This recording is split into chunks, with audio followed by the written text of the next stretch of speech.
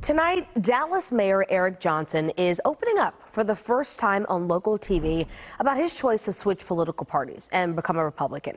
Our political reporter Jack Fink asked him about that and some other very pressing issues in tonight's exclusive interview. I've thought about it a while, but I think Dallas Mayor Eric Johnson says he really started seriously thinking about becoming a Republican after George Floyd's murder by Minneapolis police officers and the resulting defund the police movement. And I had to be honest with myself, and I had to do some inventory, and I realized that, I became a Democrat at 18 when I voted for the first time. I turned 48 this year, and 30 years is a long time, and I'm not the same guy 30 years later. It became very clear to me that I was in the wrong party, and that there really is no conservative wing of the Democratic Party left. It's certainly not on that issue, and so I switched.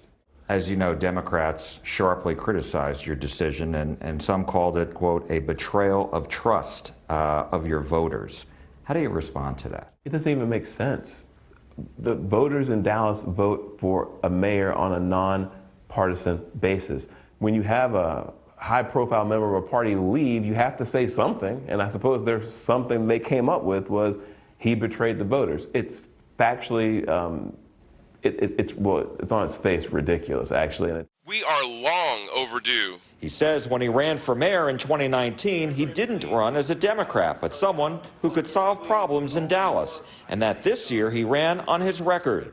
As for the timing of his announcement, 3 months after being reelected by a wide margin, the mayor says he made up his mind to vote in the Republican primary this coming March and knew it would become public anyway.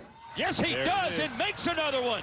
Our interview comes as Mark Cuban is in the process of selling a majority stake in the Dallas Mavericks to Miriam Adelson and her family, who run casino operator the Las Vegas Sands Corporation.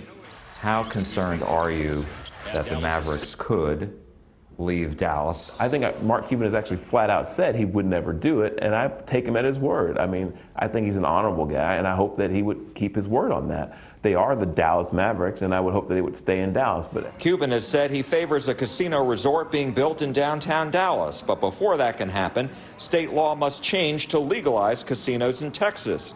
The mayor says if that happens, it will be up to Dallas residents and elected leaders to consider this for the city.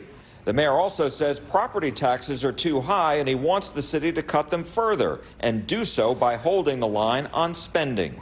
Is it not possible that we could run the city of Dallas government next year on the same amount of money that we ran it on last year, or even less possible? The answer is there is significant inefficiency and significant numbers of things that we do that, frankly, somebody else could do better and at a lower cost and more efficiently.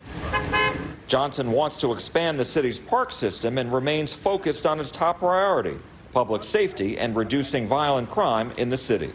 In Dallas, Jack Fink, CBS News, Texas. You can watch Jack's full interview with the mayor on our website, cbsnewstexas.com. And tomorrow, both the mayor and the Dallas police chief, they're sitting down with Jack, talking through their efforts to reduce crime, violent crime, and why murders are going